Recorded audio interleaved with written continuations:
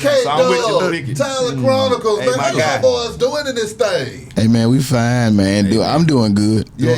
I'm doing good. I know that I'm all right. I can't speak for everybody. So we doing fine. You know what? I'm doing well. I'm doing I'm well. saying I might be going through something. Nah, I'm great, man. God is good. I want to say that off the top, man. God is good, and we are in this movie, and that thing is moving, man. I mean, the Partments. I mean, break it down to me, fellas, because I mean, y'all got every damn comedian alive in there, man. I mean, how did y'all pull that off? We got some dead ones too. Rest in peace, Nard. But we got some dead ones in there. Yeah. Some dead and alive. Comedian live and dead for sure, man. Yeah. Okay, so I mean, putting that thing together, getting all y'all on set, what was that like? I mean, what were the vibes like on this set, man? Man, I can tell you, I had a lot of fun. Yeah. I enjoyed watching everybody play. Yeah. It was great. It was a good set, man. Yeah, it was right there. It took place right there, so we was in the same spot. We had went to just sit. We knew what chair was ours. Like, oh, that was my spot last night. That's my spot. I know these folk. Yeah, because we had real people from the actual that neighborhood that was living there. You know what I mean? They were just They was in the movie too? Yeah, they were extras and stuff in the background, or just like sitting outside of their crib, like you know what I mean. So shout out to them too. You know what I'm saying? They welcomed us with open arms out there, man. Where the hell we was at? We was over there behind Doug High School, back in there. On the west side. We were definitely on the west side. Once upon a time in the Partments. Hey. And when I went to the set, I said, "Who found these apartments back up?" I'm talking about the exact one. They couldn't have found no better one. Come on now. Yeah, man. Go make that place famous. Come on now. I mean, but y'all boys have been on the road working though, man. Nah, for sure. You got to, man. Talk to me about that. I mean, how that road been treating y'all? This comedy business, we one of the few people that got to go get our money. Yeah. You know what I'm saying? We got to go physically be somewhere and grab the money. You know, shout out to the internet comedians, but like the comedians, we got to go and grab the money. So it's a blessing. Yeah. You know what I mean? It's hard work, but everything that's worth it is hard. You know what I mean? Exactly. Straight up. Exactly. What about you, Dub? Man, same thing. I've been beating the thing up 20 years out here, man. So on the road, can't do nothing but pay me more. Come on now. Yeah. I've been working 56 weeks out of the year the whole time. Real Just talk. pay me more. So I can work now, 42. I mean, you know, lately, He said, comedians hold on, been- you said 56 weeks? Yeah, man. You killing me. Out the year. It's 52 weeks. I know. They got me I with was the they caught that. I had to make sure you read that. This nigga's damn near dead, okay? No, I'm good. I'm good to go. I'm enjoying myself. I'm good to go. I wanted to ask you, when you said internet comedians, what's the difference between? Because I feel like I'm one of the best comedian rappers out. Right? No, all right. I need to know what comedian rapper mean first before you ask me. I want to ask Tip about that. I want to ask Tip about that when we got here. You know what I'm saying? Comedian rappers. I kind of want to have a versus. You know what I'm saying? Me against him in comedy. All right, so listen. Tip is a rapper, and then like a slash also is No, a I'm comedian a comedian. now. Like I Joan niggas Oh, so you're out not in like school. rapping comedy. Yeah, All right. no, ask him about it. You know what I'm saying? I Joan niggas out in school. You know what I mean? So I'll finna get on him in front of y'all, but I don't want y'all to take it the wrong. Bro, don't get fired. Let his jacket right here. You know what I'm saying? Don't get fired trying to roast. You know he used to roast because he touched his jacket. Hey, bro, you gotta touch me. But what is the difference between the internet comedian? Because I heard you say that, and once had to go out and get it, or is there a difference? Maybe I heard something wrong. No, there is a difference. Some people say that it's not comedy. I feel like it is a form of comedy, but I believe the people that are actual internet comedians would tell you itself that there is a difference from when they're on the phone, getting to rehearse and then getting to start over if you mess up, as opposed to being out on the actual stage and what you say goes. There ain't no pulling it back. I'm sure they would tell you. It's pretty much like a tent the difference of a tent in a house. Yeah, it's that much difference. Okay, so and they'll tell you that. They're like people that have come from social media that start doing comedy, they will tell you how much different it is and how hard it is. Now, at the same time, I also feel like it's difficult to do what they do and make a video every goddamn day, every day. Definitely. That's crazy. People have tried it. I tried it. And I can't. Yeah, and I saw Country Wayne's. I didn't see a lot of it last night, so that's kind of bringing up to me. His special. I saw the special, and I saw a little bit of it. He's an entertainer, man. And I saw that. And when I he saw I've the always heard stand-up, he gonna get on stage and have a great. I've always heard he have a great set. See, I think the thing about Wayne is that strikes me the most is he knows his audience better than a lot lot of like comedians that been doing it for a while. Like he knows exactly what to say to them. So like if you're not part of that audience, you might not get it, but they get it and they are done. They are dead. They falling out. So definitely. With that. And that's what it is. And that brought out a lot of people that probably wouldn't have never ever went to a comedy show. Also, shit. Some people probably got Netflix just to watch Country Wayne. People that fuck with Facebook for real. So Shout out to all them, man, pushing it on, bro. Straight up. Okay, so but there is a difference for sure. You know, what about the goddamn comedians that was out here catching hell with folks running up on the stage every 5 minutes? How did y'all feel about that? That's been going on. One of the most dangerous damn jobs. That's been going on. I done been hit. I done had to hit. You gonna get. If you any good, you gonna get the fighting. This year I had to knock it off the stage. If you any good, you gonna get the fighting. If you ain't that good of a comedian, ain't nobody gonna fuck with you. On the east side, the spot. You heard the spot. When you turn to the gladiator school though. Hey Tyler, if you ain't had no altercation, you ain't no good. Yeah, you ain't good enough. You ain't got nobody's skin. Yeah, he ain't. Like, that's what it is. Nigga, please. Nigga, I'm here for it. I whoop this nigga's ass every damn show, okay? After every show, witness our ass whooping. Gladiator school. But nah, answer me this then. So leading up to that moment when that type of shit is going on stage, did you go into work thinking that I might have to whoop some ass today? Or No. is it one of them? No. Nah, never. No, I ain't nobody. You ain't thinking about no We coming fighting. to bring joy. Coming to bring laughs. Yeah, we coming to bring joy, but people don't be happy. Straight up, ain't nothing you can do about it. Like if somebody gets upset by something somebody says, they ain't happy. And they with be themselves. mad. They be prematurely mad. You might be like, "Hey, player, where you from? Going on with your show." You be like, "Whoa." You might know somebody where you from. You on defense. Now you on defense. Right. Like, nigga. Do you still go at them when you see somebody that is rubbing them the have wrong to. way because you know it's gonna make people laugh because they pissed off? Go about ahead it? on. You have to go at him. Listen, If a if nigga you tell you any go ahead on. good, Yeah. you gotta. If you any good at this sport, you gonna go at them. You gonna win that, even if you lose the fight. That's the part they don't talk about. So comedians got their ass whooped. so Mike Tyson out in the crowd. They tell you, go on, Chronicles, go on with that now. Where we going from I there? had Mike Tyson in the crowd. What we going from there? I had my, and I didn't crack one joke. I had 12 in my head. I wasn't about to. Yeah, you don't want that. I wasn't finna. No, Ain't no need to. He an icon. You feel what I'm saying? bro. At the Laugh Factory in LA, Mike Tyson sitting right. Somebody said Mike Tyson in the crowd. I was like, oh, man, I don't give a fuck. I don't care, man. I'm not finna acknowledge him. I'm already a big fan of him. I'm not even finna look that way because it always traditionally messed up my set when I look to the left and see Bobby Brown and Whitney Houston right there or something. Ask Daryl, damn. Whitney Houston's at the show. No, yeah, at Uptown. Bobby Whitney? Yeah, this Uptown on Peachtree. So any celebrity, like some people say they ain't starstruck. I be like, okay, you ain't seen the right motherfucker. You fuck around, come out of where I came out of and look and see right there. I was on stage. I wasn't supposed to be there. I would look to the left. It scared me.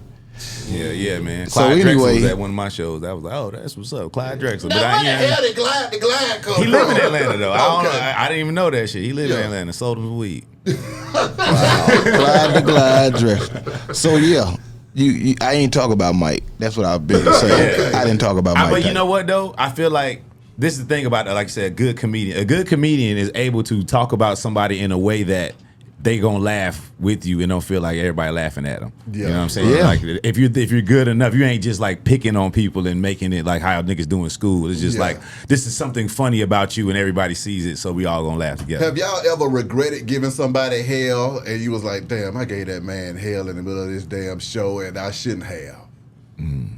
No. So y'all niggas heartless as hell? Only thing when Mike Tyson was there, I probably would have. I We didn't do regret the it. hell out of that. I didn't do it. Bobby and Whitney, I didn't do it. We had a conversation yesterday about the Will Smith and Jada. Yeah. I want to ask y'all, do y'all think it's this, because it's for the rapper that was here yesterday, do y'all think it's all set up or what's that real? If it's set up, bro, I don't know what the end game is for Will because he's getting killed. That's what I was saying yesterday in the Like conversation. Adrian Burner said, man, y'all cooking me right now. I ain't gonna lie. Yeah. He's getting cooked, so I don't see how he set that up. Man, I'm gonna tell Because you. rappers saying the slap wasn't real. No, the slap was definitely real. I saw the slap. I was there. I was in LA at a restaurant in Hollywood. I was out there with Tip, And I was looking at the TV. I never watched the Oscars in my life. Looking at the TV, I said, "Tip, this nigga Will just slap." I said, "Will just slap Chris Rock." Hey, Chris and Rock he said said, "No, he didn't," because they had the band on TV after that with the guy with the afro. And I was like, "He did just slap him." And the cameraman B.I. went in there and came back from Facebook and said, Will Smith, it was on Facebook. First thing I seen, he was like, Will Smith slapped. So I saw that happen. Yeah. And that wasn't fake. I don't care what y'all see. Chris Rock I said, saw it. Will Smith just slapped the shit out of me. I saw that. I saw it, nigga. I was like, damn. So do you think that Chris was wrong for addressing his wife, which I'm learning that they weren't even together for the last 10 years, but do you think he was wrong for addressing his wife like that? Well, as a comedian, because y'all do, because we do that, you know what I'm saying? I understand us as being comedians is what we do, you know? Yeah, Wicked, talk your shit. I'll lay off for somebody that I've gotten good, you know. I'll lay off. J. Anthony Brown used to talk about Don Juan all the time. I'm pretty sure he laid off, I guess. Yeah. But you lay off for somebody you talk about for years, I guess. But at the same time, like... Because, they showed a whole bunch of times over the years he was talking about Jada. Yeah. So I figured, I guess, Tyler, you'll lay off somebody, right? Yeah, you should. But I think, though, everyone was expecting him to say something this time. I think he was kind of in a box on this one. Like, he can't go up there and not talk about that slap. He couldn't do another special and not talk about it. Well, I ain't talking about the slap. I'm talking about... Yeah, well, he couldn't talk about the whole situation. I'm speaking with what you talking about by even talking about her to get the slap. If he felt like the slap came from Jada, he has to talk about Jada. No, I'm talking about. He talking about Chris on stage at the Oscars. I'm sorry. I thought you were talking about his stand-up special because he was talking about her a lot. My fault. One, I was asking you, did you feel like the slap was real? Right, and if so, it was real. Do you think Chris was wrong? Who was wrong in that situation? Was it just a perfect combination of both people being wrong? Oh, you talking about for what he said about Jada? Correct. Oh, yeah, Will Smith is wrong. Will Smith is definitely wrong. So Will in that situation was the one you would look at and say he could have literally said, keep my wife's name out your fucking mouth from his seat, and it would have been done with that. And been done with it. Right. And everybody been like, yeah, nigga, like, if we would have been on his side, like, yeah, nigga, don't be talking shit about my wife, and everything been cool. But he went up, slapped the nigga, then won the Oscar and had to cry about it and disappeared, man. And his old lady out here. Do you know Chris and Will personally? Like, No, I mean, I kind of know Chris. A little bit? Yeah. Because I was wondering, for people that know him, would y'all think that it was like what we do in the hood where you kind of pick on somebody, you feel like you win the fight? Would he have done that same thing with y'all up there? I'm pretty sure he probably would have slapped me too. I'm just saying, he probably was in a slapping mood, man. You gotta stop a nigga from slapping. Yeah. I'll be telling nigga is 6'3", 6'4", you know what I'm saying? If you read his book though, you see like, he was abused and all that shit. So he got a lot of mental strife and shit going on. Like it's like any man talk about any woman in my life, I'm on his ass, like type shit. Because his mom's, you know what I'm saying, getting beat up by his dad type shit. So you know what I'm saying, I can relate to shit like that. So you never know what people going through. So he just picked the wrong night. Chris picked the wrong night to make that joke, and Will just wasn't having it. Answer me this though, fellas, with the world being back open, man, coming off of all of that time in COVID when stuff had got real, how long did it take for the comedy game to pick back up? Shit, in Atlanta? Yeah. About 2 weeks. I think it stopped probably that 13th of March. It was back on probably that 23rd of March, something like that. About 10 days. To be honest, I might have had about a month down. Yeah. About a month. Yeah, seriously. About 3 weeks to a month. They was it's closed now, so I can say it, but Oak was still doing comedy shows, and they had people spread out and spray down the microphone, and and shout out to Mike Upscale. He started right back up with me. Yeah. There you started go. Right back up with me. Yes, sir. You right yes, now? Pull on up, man. What's going on, man? What's up, Top Gun? Yeah, man. My guy. I was just letting them know I want to do a comedy. Me and you are versus. He wasn't letting us know shit. He was not letting us know that. We did not know that, Tip. Do not believe this nigga. I heard him say something. He said something. He did not let us know nothing. I mean, tough nigga, you looking sharp. What the hell's going on? You must got some business meetings after this shit. Hey, man, it's always business going Come on now. Come on now. Business is business. Yeah. I mean, so now, fellas, we was talking about Partments earlier, though, man. I mean, as the guy that put it down for the town with that, what was it like putting that movie together for you? It was a lot of stress. Yeah. But it was worth it. You know, it was a lot of collaboration and a lot of making adjustments. You know, adjusting to the circumstances. But I think that it was done exactly the way it was supposed to be done. These guys, everybody jumped in and offered their talents and time, and you know what I mean. And, you know, really just kind of embraced it as their own. Exactly. You know? Yeah. I mean, having all them funny ass niggas in one room, though, Tip, what was that like? Because, I mean, we wasn't never in the room, nigga. We was outside, bro, in June. We was outside. Had a robe on, nigga. That, though, man. What was it like watching them go back and forth? I mean, man, it was inspiring, you know. I mean, for real, for one, man, I think that these types of opportunities should have been made available to talents of this nature. Exactly. You know, KDubb just keep kicking himself in the ass. You know? this you can't get right. You know what I'm saying? Yeah. So, He went out the park for me, can't get right. so I mean, but nah, man, I think that. And also, man, the stories. Yeah. You know, like the storylines and the dialogue and you know the conversations. I feel like, you know, it's not enough of that being captured and kind of presented to the world, man. Come on. As far as storytelling that goes on television and film. I mean, Dub, Tyler, when Tip came into the comedy world, what was that like embracing him and getting down with the movement? I was with it. He the one that started it, I right? was with it. Yeah, but he started himself, but he came through me. He had to come see the doctor. Dr. Joe. Dr. Joe's, baby. Dr. Dubb, the joke man. No, but no, man, it was all. That was back in really 02, man, 01, 02, when he's been in the comedy club. So. Wait a minute, 01, 02, you was cranking that shit up, Tip? Nah, man. No, he used to be in the comedy club watching and admiring and giving out positive energy, like standing there talking with it. Saying stuff like, man, look, man, we gonna do some Chris Tucker Friday stuff, man. Back then, I swear. And then I swear. And then he's knowing it's seamless because he's knowing the local comedians already. Like he was saying what's up to me before he really knew who I was. But I think he knew, he was like, oh, this is a that was with comedian. I me respect too. that. You know what I'm saying? Skull Bubba introduced me to him, and then I seen him again. He knew me more than I knew him. I was like, hey, I didn't know.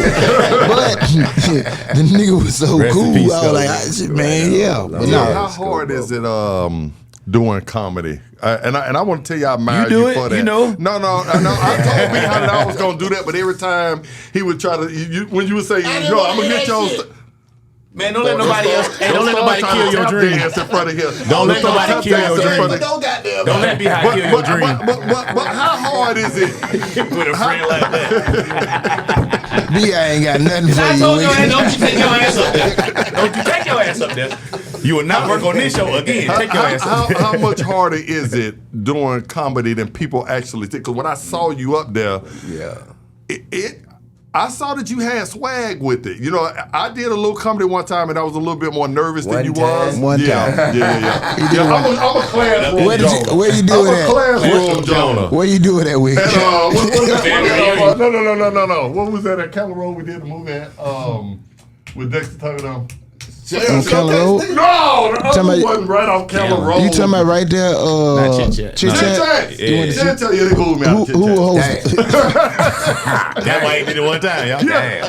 We got to the. You remember Big Old Fat Tiny? Remember Tiny? Tiny was the host that Tiny night. right here in one of these KDubb be fucking with Tiny on Facebook all the time. This shit is so funny. But I want to ask you, how hard is it to do comedy versus rap itself? I mean, I think it's a challenge. It's more challenging. Like, there's no music. There's no rehearsal. You know what I'm saying? The way you get a set right in comedy is you get on stage and you try it. You know, it's just like going to a concert and freestyling a song before you even put it out and before you even record it in the studio. So you have things in your mind that you think may be funny. You know what I'm saying? But you don't know if they funny till you get up there and say it. Yeah. And sometimes it works, and sometimes you gotta continue to work at it. You dig? But I think it's that part of it that it's the challenge of that intrigues me the most. You know what I'm saying? Something that I don't already know that is going to be good. And I have to, challenge myself with making sure it's good enough to get laughs. And if it's not, then getting it to the point where it is good enough. That's the fun part to me. And if it all fails, he come to the doctor, man. And I tell him, I was like, you got it. So what was going through your mind when you hit the stage and you realized that maybe that joke wasn't working? And how many times was you gonna give yourself to go up there and look crazy before you say, you know what, I don't know if this is for me? I ain't never really looked crazy, I don't think, man. I think that, there are shows that have been better than others, but I think that has a lot to do with me and how I was feeling that day and what I would, it has a lot to do with the crowd and what they preconceived notions were of me. But all of it, man, has been, I appreciate the process. It all has been a teachable moment for me. Yeah, I'm enjoying it. The roar of the crowd with the laugh versus the roar of the crowd with the music, though, man. I mean, which one is more fulfilling, or is it the same?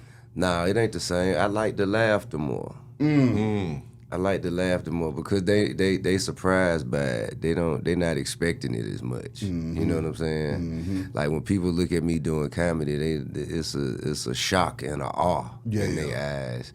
People kind of expect the music to go well. Facts. You know Facts. what I'm saying? Facts. But I love it all though. Was there any backlash? Anybody looking down at you because you came in because you are T.I. and because you have people are gonna listen to it because of who you are quicker than a lot of guys that had to grind? If you kind of understand what I'm saying. That's a phenomenal question. I'm glad you asked. There have been people. Thank you. There have been people who were less, or should I say, more critical. You know what I'm saying, of my decision to enter into comedy, like they had a monopoly on laughter or something. but I think I'm telling jokes. Now a joke get told if I ain't right. Nah, man. I think though, man. People are real protective of the craft, and they real, and a lot of folk, they think that, after 16 years of not being shit in a row consecutively, they think that me starting it's holding them down. Yeah. That's what's stopping them. I'll wait for you to come out here and tell me why I ain't shit. He picked the year, 16 years. That's somebody. 16 years. That's literally a person he's talking about. 16 is such an odd number. You ain't won a championship in 16 years, and you wait till I come around. Nah, man, but I took it all in stride, man. And it taught me a lot. It taught me a lot. It taught me how much. It taught me how much to focus on what the fuck I want to do and not worry about what other people think about it. Exactly. Because I've been doing this thing called what the fuck I want to do for a long time. It's been working out for me. Exactly. Now, I got to go to the music, though, Tip, because, one of my favorite albums of all time, trap music. Yeah. Just bust a dub this year. Indeed. How do you feel about that, man? I'm elated. I'm happy and proud and humbled. To be able to live to see it, for one. And then to still be in a position where I have, some influence and, alive, free, at peace, you know what I'm saying? And to have survived all the stories and all of the trauma and the stuff that came along with the inspiration. Exactly. And then to have so many other prominent artists like the people you got up here, Lil Baby, Lucci. You know what I'm saying? Like, I think all of those guys input all their contributions to the game that allowed it to evolve to a place where it could touch 20 years. Exactly. You know what I'm saying? That's the blessing. Trap music with DJ Toomp, man. Y'all what chemistry When y'all got together, did you know when you first met Toomp that it was about to go the fuck down? Nah, I ain't know who Toomp was, man. Yeah. He was my cousin homeboy. Yeah. So my cousin, I was telling my cousin to put me on. I was trying to get him to give me a brick. He said, "Man, I'm not giving you no dope, man."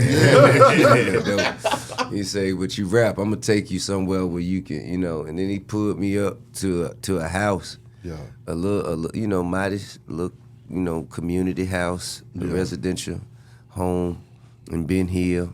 Pulled me in the driveway and Toomp come out. I'm like, this nigga with the dope. Different dope. He say, "No, man, this DJ Toomp, you don't know Toomp." I say, "No, I don't know this nigga, man." Dude, Where you come from, man? Where the work, man? And so, you know, Toomp started asking me questions and stuff, you know what I'm saying? And I played like a little, it was like a little, we used to sell dope all week and go to the studio on Sunday. Yeah. 2560 over there in Ben Hill on Niskey Lake on the dirt road. We used to go over there, man, and all Sunday we wouldn't sell no dope. We wouldn't do nothing but work on music. So I had about 6 songs. Yeah. You know what I'm saying? It was the PSC, and I played it for him, and it was real basement quality, you know. And he just kept saying, "Who is that?"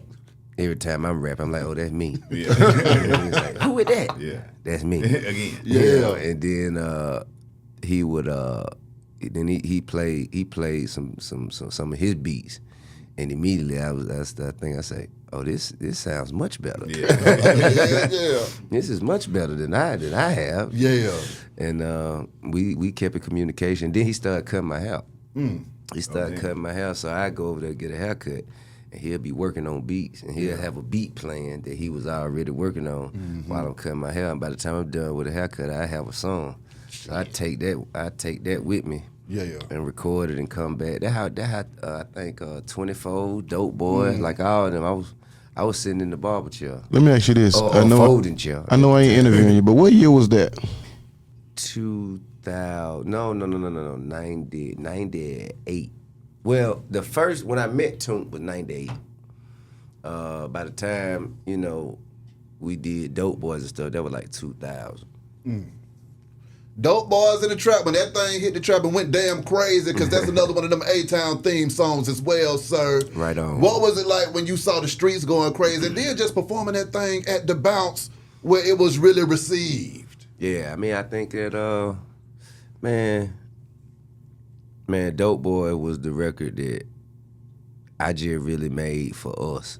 You know what I'm saying? I feel like a lot of I'm Serious, it was me getting used to being able to go into a real professional grade studio and really like work on whatever I want to work on.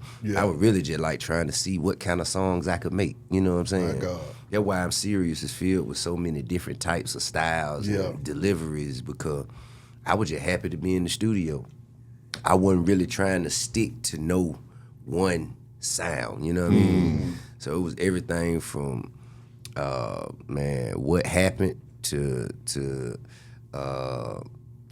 Panty Pumper #1 to Heavy Chevy. I'm Serious, Heavy Chevys, Crown Grand Royal. Yes, sir. Then of course I had to do something for us. Come on now. And to represent the lifestyle that we was all too familiar with, because I didn't think anybody else, at least from Atlanta, had came out with that in mind. Nobody had came out representing the guys standing outside with the work around the corner, you know, picking up money and running back and forth all day, man, you know what I'm saying, to collect the bankroll in their pocket. It just wasn't being done at the time. And I said that that's what I intended to do. And I think the only song I could think of is Why You All Up In Mine, Bitch, I'm on the ground trying to get it. The damn shame. Damn shame. Yeah. That's you know what I'm saying. I think though that I felt like Dope Boys in the Trap, you know, it was just a little more, I don't know, I guess it was focused, you know, and directed to exactly what we would do. Dope Boys in the Trap. Yeah. I mean, PSC, Heavy Chevys, we introduced to them on that, but then y'all boys then got back together again, man. How the hell did you get the fam back together? I mean, the thing, we ain't never not been together. Yeah. We ain't never not been together. I think, Cat just chose to spend their time focusing on things other than music. You know what I mean? And just to be honest, I think DJ Holiday, he came and asked, would the PSC do a show? I'm like, I don't think they interested. You know, damn. But I asked, and then they were like, "They paying?" I was like, That's what the interest. let's see, bro. Like, are they paying? I mean, I was like, man, I guess they might have some money. Yeah. And then somebody, I think Matt was like, well, man, we'll do some more music if we gonna do that. And then we just started putting it together from there. That conversation, that opportunity brought about the conversation that led to us getting in the studio. Was the chemistry the same though? All these years later, or had y'all always been in and out the studio together over the time? Nah, we hadn't already. I hadn't been. They hadn't been in the studio. Like, they've been in sessions where I was working. Yeah. And I might have been in session where they were working, but we hadn't worked together in a while. But I don't think the chemistry ever went anywhere. Yeah. Sorry, but Andre 3000, man. I mean, both of y'all got on that track and blacked the fuck out on that thing, man. How did that one come about? Man, I really just wanted them to be on there. Yeah. And I waited. Oh, shit. I waited and paid. Oh, shit. Yeah, Andre 3000, Eminem, Yeah. Nipsey Hussle is the longest verses that you'll ever. But when they finish, they gonna come together masterfully. Come on now. Yeah. So now when it comes to just 50 years of hip hop, when you look back over your career and you done inspired a whole nother generation of artists that came before you, what was the music that you was listening to coming up in the A-Town growing up that made you say, you know what, this rap thing might be something that I want to do too? Kilo. Yeah. Sammy Sam. Sammy Sam. The hit man. Diablo. Yes, sir. Let me see, a damn shame. Yeah. Ghetto Mafia. Definitely Outkast, Goody Mob. I mean, and by default, you got to listen to Raheem the Dream. I used to love him back in the day, nigga. I wasn't really into it. It was for dancing. Like, when we dancing, all right, cool. You know what I'm saying? My nigga Raheem. Cut him up, rock. Rock was cutting them up, wasn't he? What's happening, Rock? Raheem the Dream, man. I could definitely dig I want to that. ask him about a record for you guys. You taking up all the time. Well, nigga, get it off your chest, nigga. The song that you did with, most people think that I like all the gangster shit because, you know what I'm saying, because I'm an ex-gangster, But my song that you did was the verses that you did was the hardest was on with you and Rihanna, the Live Your Life. That whole song, it got me through a lot of shit. Man, what was going through your mind at the time that you put that pen to pad and came up with that? Going to prison. I think all of that, that entire album, I was on house arrest or either supervised release, preparing, to go to prison. And then, I was, dealing with other, I guess, just other adversities. Yeah. This outside, that's keeping me from being able, the thought of going to prison was keeping me from really being able to deal with the adversity the way I probably would have under normal circumstances. So it's kind of like, I got my hand tied behind my back and I'm still in a fight, So I just, the thought of that, I just tried to put it all in perspective and face it with logic and thought rather than force. You know what I'm saying? And that's, that's what came out of it. You said something in the song. You said, when all else fails, turn around and follow Tip. And it got me to thinking when he told me he was coming in today about a lot of the artists from this city after you became the king that have, if they, for different reasons, try to get your attention and have made songs about you, or hated on you, or this and that. And when I hear you say on that particular song, when all else fails, turn around and follow Tip, what makes T.I. forgive motherfuckers that shoot at him, that have tried to assassinate your character, tear you down, other rappers, make records about you, but you turn around and still help them? Is that something that that was instilled in you as a child? Is that family values, or they just being a real nigga? Because me, a lot of stuff that I don't heard motherfuckers saying was hating. If they would have did me like that, it would have been gunplay. But you've always had a way to finesse to be able to get gangsters to bow down. What does that come from? I wonder too. I talk about him in his face. He forgive me, so I feel like. I mean, are you seeing like through a nigga past a nigga like like if I can? Man, to be honest with you, I think that first of all, you shoot at me, we getting shot at. Well, I mean, I'm talking on wax. I ain't saying okay. No. I mean on wax. Because when you're on the top, when you're on the top in any profession, that's people are gonna come at you. But that's the part I understand. That if you are being shot at, then okay. So I've read in psychology, studying the minds and the mindsets of people. I've learned that there are a list of emotions, but only 2 emotions really is love and fear. You feel me? So the anger, the jealousy, all that stuff, that come from fear. You know what I'm saying? Everything else is a derivative of love. So I feel like if a motherfucker is hating, it's because they scared. They're scared of being erased. They're scared of not being remembered. They're scared of not having a place in this culture, this thing of ours. And I don't have no fear, so I don't reciprocate that hate. You know what I'm saying? So I feel like if I understand, man, you just doing it because you scared. You just doing it because you don't want to be forgotten. You just doing it because you think you don't matter. You just doing it 'cause you Wow. And I mean, like, me understanding that, forgotten. it allowed me to lead with a little more, love and grace. Yeah. You know what I'm saying? But not like, the disrespect won't be tolerated, but at the same time, I'm going to give you an opportunity where if it comes to a place and a point where you like, hey, man, look, this is what happened. Right. And I'm like, man, okay.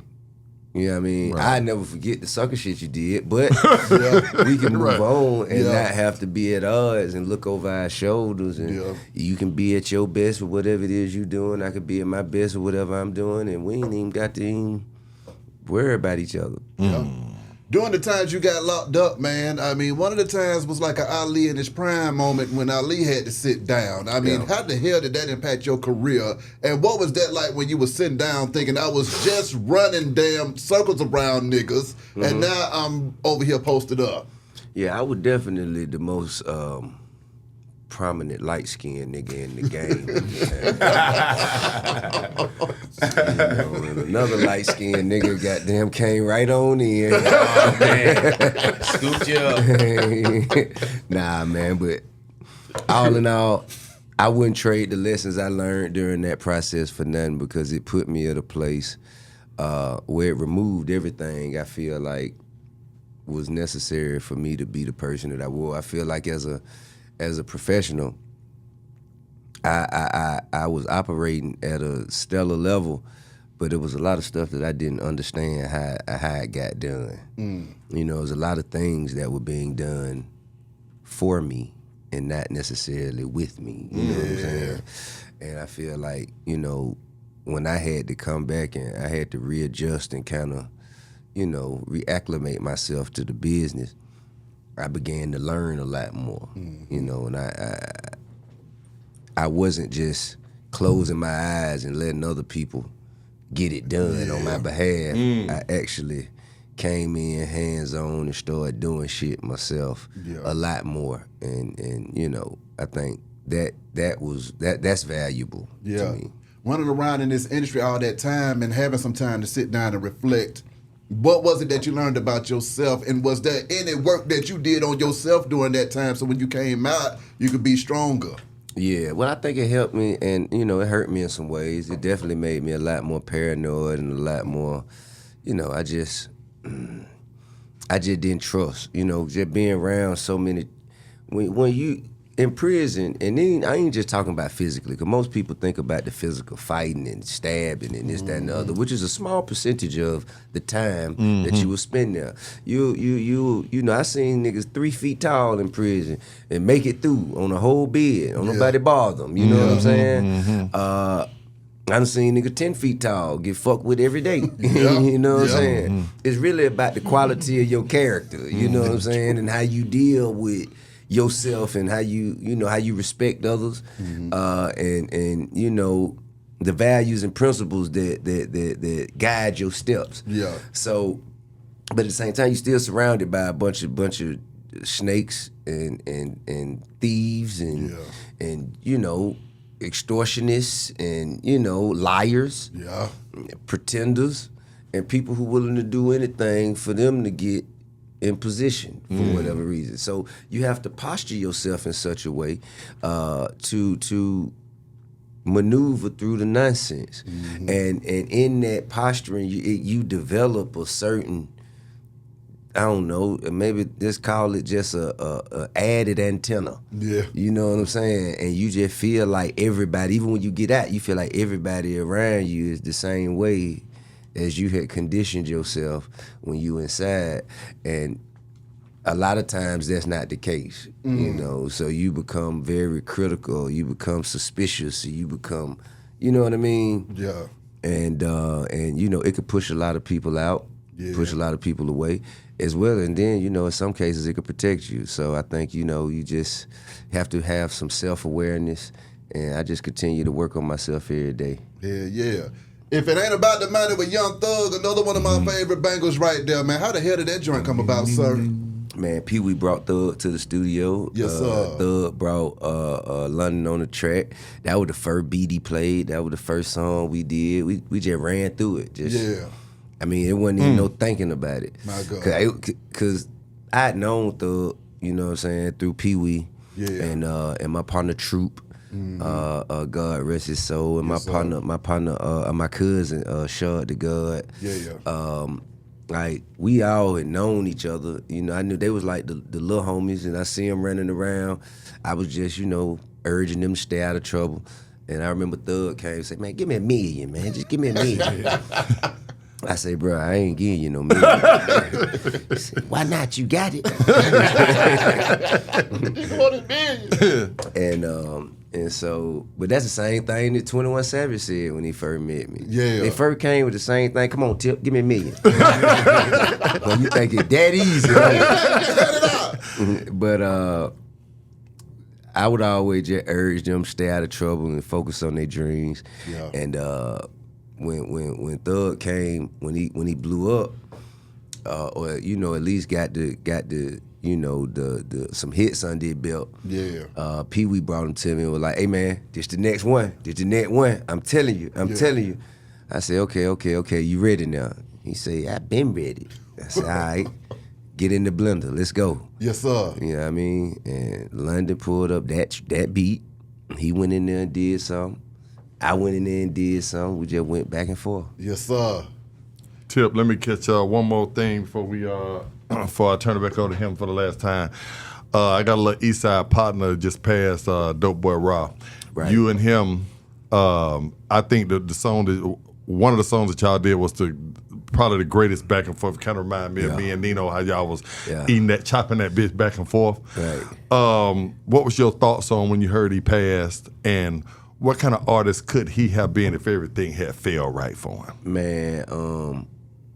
Man, I got to spend a lot of time with Raw when we were doing that Hustle Gang project, and we went on tour, and we had tons of opportunities, and Raw. I mean, to be honest with you, man, Raw overcame every challenge except himself.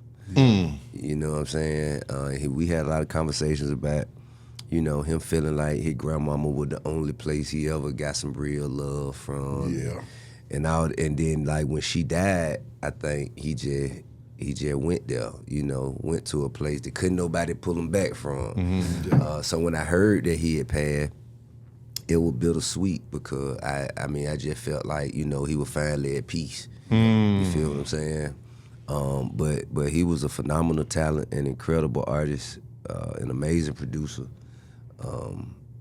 and you know, probably one of the dopest I've had the pleasure of working with. Wow. So, I gotta ask you about this Atlanta hip hop scene though now, Tip. When you came out there, man, it was like 50 artists coming out every year. Now it done kind of slowed down a little bit, man. I mean, what do you see the future of Atlanta? It's an artist dropping right now. They just dropped.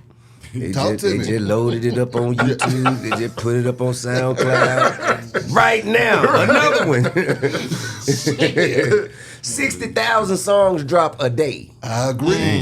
60,000. No, that's a real statistic. Yeah, no, I agree. But I'm saying, how many of them got a movement behind them, though? I don't know. You see what I'm saying? I ain't got time to listen to all them songs. Exactly. Back in those days, them songs would creep up on your ass. You didn't have to go looking for dope boys in the trap because I heard it riding down the street. You see what I'm saying? Nowadays, I ain't hearing that new young hot nigga, 15 different of them at one time. Well, let me tell you. So this is what I feel. Okay, I feel that back when we were, and when I say we, I'm talking young black men and women were dominating the mainstream with songs that pierced through middle America. That took a hold of the consciousness and the mindsets of young white children.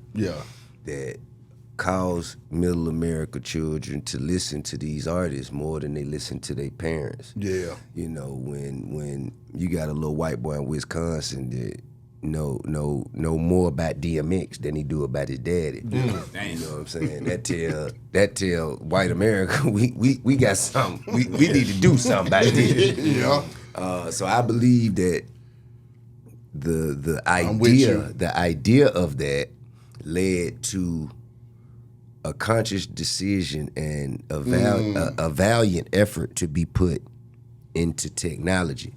And when I say be put into technology, when they allowed anybody in the world to be able to do a song and put it up that kind of minimized the impact of people who had been, you know, recording as professional artists. It's just like, for instance, if they were to open all the arenas and say, anybody can play basketball, come on in and play. Right. How important would the people who went through college and who got drafted in the NBA, how important would that still be? Exactly. You feel what I'm saying? So it's called saturation. So with saturation and dilution of the market, it just kind of decreased some of the value in some of the artists that, you know what I'm saying, that has made impact over the years. He's kind of talking about your album that you dropped. Nigga, stop it right now. Stop it right now. You know, but let me get KDubb in because it looked like his mouth was about to say something over there. I wasn't about to say nothing, but I was listening. Okay. What you got over there, Tyler? You over there recording everybody? Hey, man, and I was just making sure I got this documented. You know what I'm saying? The time I came in here to listen to Tip Life Story. Partments coming out, man. Partments is out right now. Partments is out. The Partments is very, very important on this journey because I feel like, man, when you just keep rapping, to me, man, God gave all of us many gifts. And it's gonna be one that stick out to you that you already know you got. But on the journey of exploring and optimizing the potential of that gift, you gonna be introduced to some other gifts.